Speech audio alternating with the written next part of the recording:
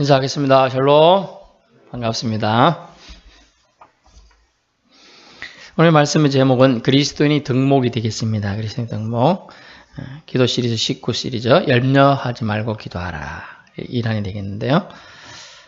그리스도인의 덕목은 오늘 본문에서는 세 가지로 추구하게 됩니다. 첫 번째는 기도하는 삶을 살기 전에 기뻐하는 삶이 우리에게 먼저 있어야 되겠다는 걸 알 수가 있죠. 기뻐하는 삶. 어떻게 기쁨을 표할 때 우리는 보통 어떻게 하죠?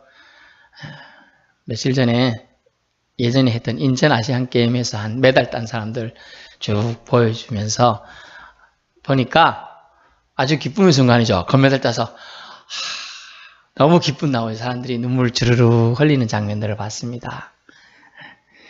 그렇게 너무 기쁠 때는 눈물도 흘리고 울음도 우는 사람이 있는데 보통 기뻐할 때 어떻게 합니까? 웃지요. 웃습니다. 그래서 우리는 기뻐하는 삶을 사는데 제일 먼저 누구를 기뻐해야 돼? 나를 기뻐해야 돼. 나를. 여러분 나를 이게 대의를 말하는 게 아니고 자기 자신을 말하는 거다. 자기 자신을 기뻐해야 된다.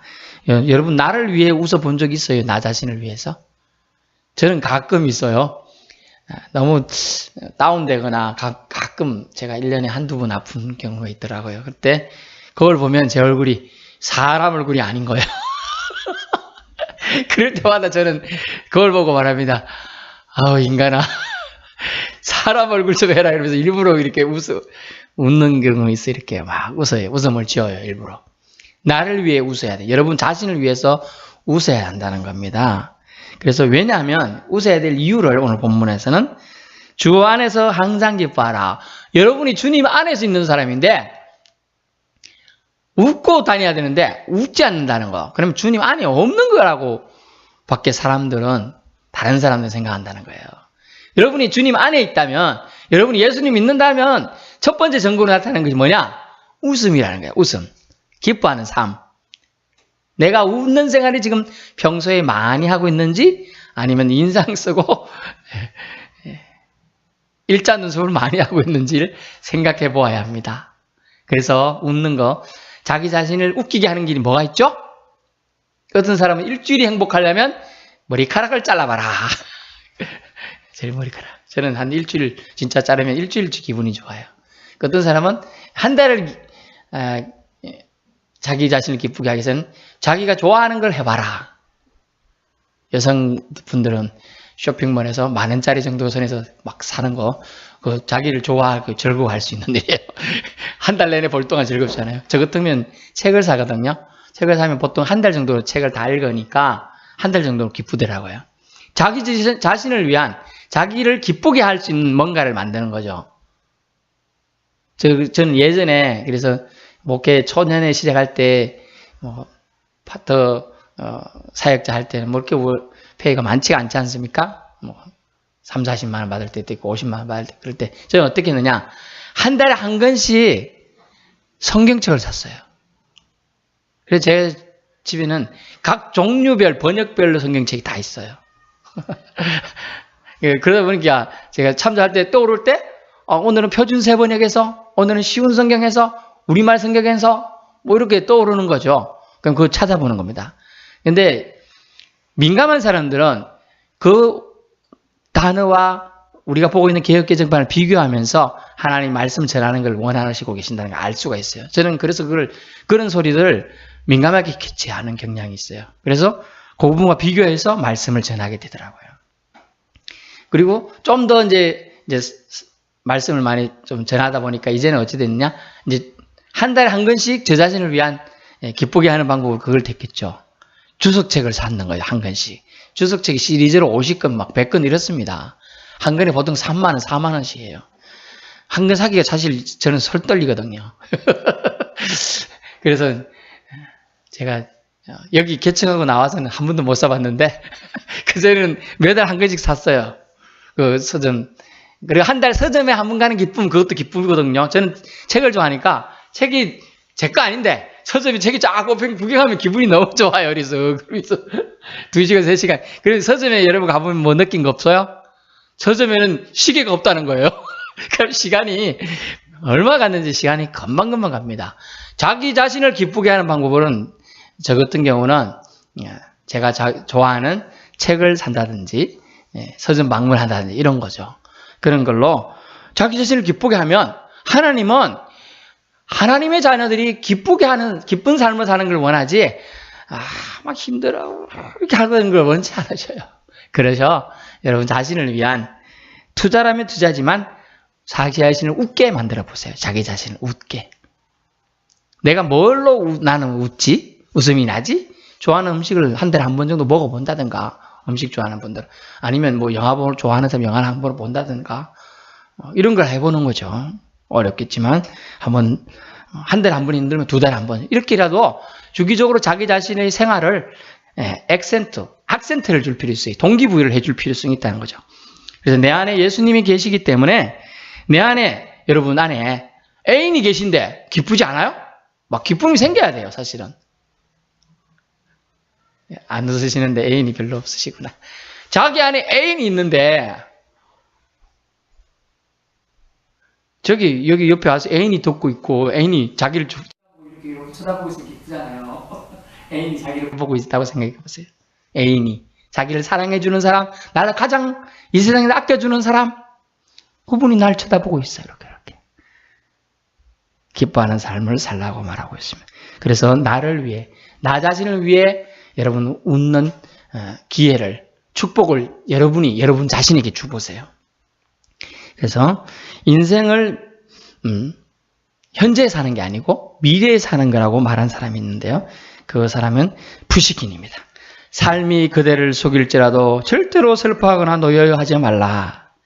인생의 마음은 미래에 살고 현재는 언제나 슬프나니 모든 것은 순식간에 지나가고 지나간 것은 또다시 그리움으로 남는다라는 푸시킨이 시가 있는데요. 삶이 그대를 속일지라도 인생은 미래에 사는 거다. 그러면 미래를 위한 투자, 나에게 갈 수 있는 가장 작은 거, 나 자신을 웃게 만들어주는 거다 라는 것이죠.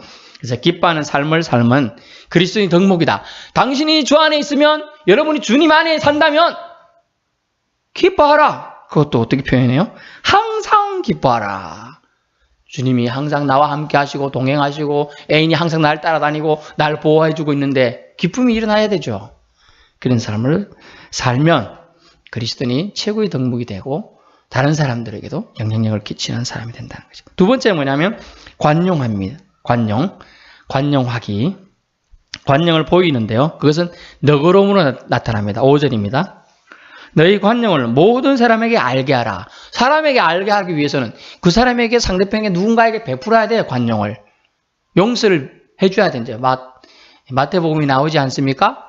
너희 관용을 통하여 다른 사람에게 선을 나타내라. 이것은 뭐냐면 아주 전도에 효과적이라는 거죠. 관용을 보이는 것도. 중국에 한 왕이 있었어요.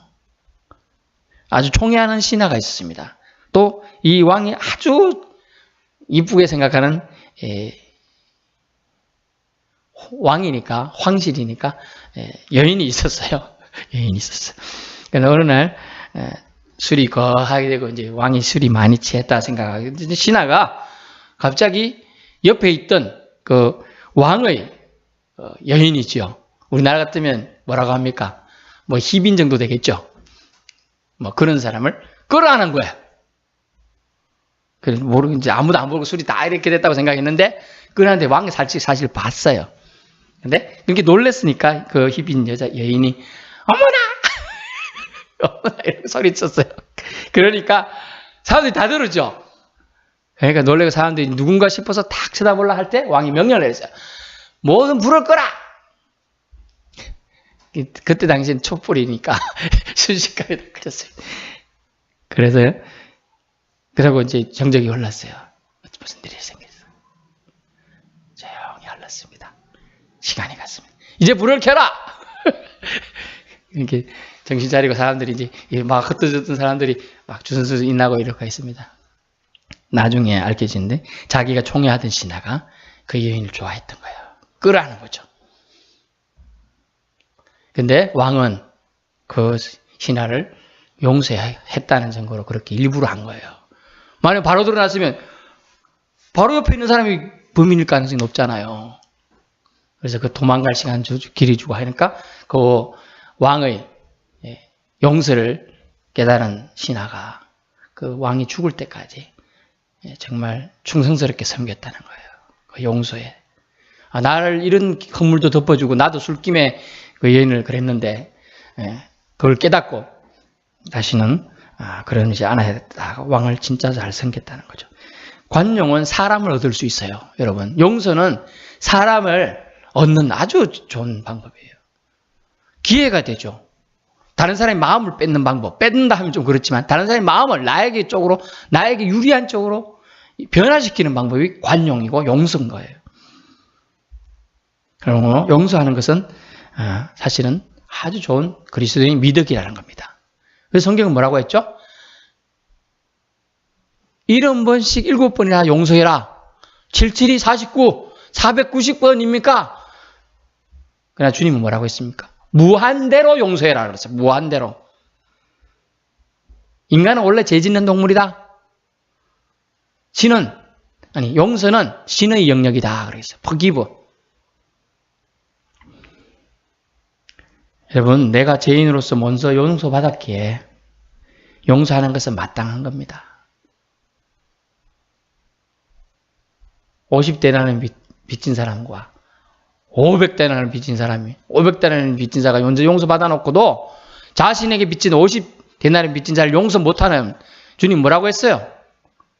악한 사람이라고 그 사람을 하나님 주님께서 징치하시고 질타하셨어요. 용서받아 놓고 너 죄로 인해 죽을 수밖에 없는데 내가 예수님이 대신 피를 흘려서 널 죄를 구했으며 죄로부터 탈출시키고 구원해 줬으면 그 용서받은 사랑으로 살아야지. 다른 사람을 정죄하고 다른 사람을 용서하지 못하는 건 네가 하나님의 백성이 할 수 있느냐? 이렇게 말한 겁니다. 그러므로 우리는 비판이 아니라 헌신적인 사랑을 보이는 용서를 해야 한다. 관용을 보임을 통하여 우리가 그리스도인의 사람임을 보일 수 있다는 겁니다. 마지막 세 번째는 뭐냐면 맡기기입니다. 맡기기. 6절 보세요. 아무것도 염려하지 말고 다만 모든 일에 기도와 간구로 너희 구할 것을 감사함으로 하나님께 아뢰라 라고 되어 있어요. 다른 번역에 보니까 아뢰라 이걸 제시하라. 우리가 뭔가를 쓰잖아요. 편지 같은 거 쓰든지 학교에서 뭐 선생님이 써라고 하면 쓰잖아요. 그리고 어떻게 해요? 제출하죠. 다른 번역에는 이렇게 나와 있어요. 너희가 염려하지 말고 모든 일에 기도와 간구 너희 구할 것을 감사함으로 써가지고 하나님께 제출하라. 당당하게 제출하라. 그런 뜻이에요. 이 제출하는 단어가 아뢰라, 이게 요구하라. 여러분이 당당하면 요구할 수 있죠. 뭔가 꾼칙이 있는 사람은 요구할 수 없는데 당당한 사람은 요구하는 거예요. 당당히. 나 이거 서브밋 제출하는 거예요. 저 썼는데요. 청구서 제 기도 이런 겁니다. 딱 써가지고 딱 제출합니다. 당당하게 들어줄 수밖에 없죠. 제출했는데 우리가 동사무소 가가지고 뭐 신고한다든가 뭐 할 때 제출할 때 있어요. 써갖고 당연히 제출하면 동사무소 직원은 당연히 받아서 그걸 수리해야 되는 거예요. 그거가 똑같다. 우리가 염려하지 말고 하나님께 기도와 간구할 것이 있으면 제출만 하라. 근데 단서가 염려하지 말고 해요. 근심 걱정하지 말고 하라는 거예요. 하나님께 맡기면서 뭐 근심 걱정하냐? 내가 근심 걱정하지 말라는 거예요. 해결자는 하나님이다. 하나님이 해주실 거니까 걱정하지 말고 제출만 해라 라고 얘기하고 있는 겁니다. 그것도 하나 더 단서를 추가한다면 감사함으로 하면 된다. 이미 들어주실 거니까 감사함으로 하라라고 말씀해 주고 있습니다. 걱정하지 말라. 염려는 우리 몫이 아닙니다. 우리 몫은 감사예요. 감사. 감사만 우리의 몫이에요. 아무것도 자신이 해결할 수 없는 것을 걱정하는 것, 그것이 어떻게 보면 어리석은 짓 아닙니까? 아무것도 우리가 해결할 수 없으면서 그걸 걱정하고 있어요. 염려하고 있어요. 그것이 어리석은 거예요. 그리스도를 주인으로 믿기 때문에 내가 주인이면 모든 걸 내가 결정하고 행하고 신경 써야 합니다. 하지만 종은 주인이 아닙니다. 그러므로 종은 주인이 하라 하면 하고 하지 말라면 안 하면 돼요. 얼마나 편해요. 종은 주인의 명령과 지시면 따르면 되는 겁니다. 그러므로 주인께 아뢰기, 맡기기, 이것이 최고로 중요한 거예요. 믿는 자는 이 종사상도 아주 필요해요. 아들 사상도 필요하지만 그냥 시키는 대로 하면 돼요. 주인께 맡기면 돼요. 그냥 주인이 알아서 하시리라. 단순한데요. 이 단순한 걸 너무 안 해요. 설마 하나님이 이 단순한 거 갖고 우리한테 그러실까 이렇게 생각하는데, 예수를 영접하십시오. 그러면 당신은 하나님의 자녀가 되는 특별한 권리를 얻을 것입니다. 이런 말씀을 우리는 알고 있습니다. 그렇지만 우리는 영접 안 하죠. 여기는 영접하신 분이 오셨지만 세상 바깥 사람들은 주 예수를 영접하십시오. 그러면 당신의 미래가 열릴 것입니다. 당신에게 구원이 열릴 것입니다. 이렇게 얘기하지만 안 합니다. 안 받습니다. 그것이 믿어지지 않기 때문이죠. 그래서 말씀이 바이블 say, 성경이 말하기를 예수를 영접하십시오. 그러면 당신과 당신의 집이 구원을 받습니다. 라고 아무리 말을 하지만 귀가 있지만 들리지가 않는 거예요. 귀가 있지만. 그래서 믿어지는 것이 은혜라는 겁니다. 여러분. 제가 아무리 이렇게 열변을토하고 말을 해도 믿어지지 않으면 은혜가 안 되죠. 믿어지면 은혜가 되는 거예요. 결론입니다. 기뻐하는 삶, 관용하는 삶, 맡기는 삶, 이런 삶을 살 때 우리에게 하나님이 좋은 것을 하나 더 주신대요. 덤으로. 보너스 좋잖아요. 1+1 하나 더 받으면 너무 좋잖아요. 똑같은 돈으로 2배, 2개를 사면 너무 좋더라고요. 저도. 뭐냐 하면 하나님의 평강이 우리에게 임하게 해주신다는 거예요. 하나님의 평강. 여러분, 집에 육선 고기 덩어리 가득하고 맨날 싸우면 얼굴 집에 들어가기도 싫고 얼굴 쳐다보기도 싫어요. 근데 평강이, 하나님의 평강이, 에이레네가, 하나님의 평화가 여러분의 가정에, 여러분의 심령에 있으면 최고의 복 아닙니까? 넘버1. 여러분의 생각에, 마음에 하나님이 주신다고 말하고 있어요. 7절 보세요.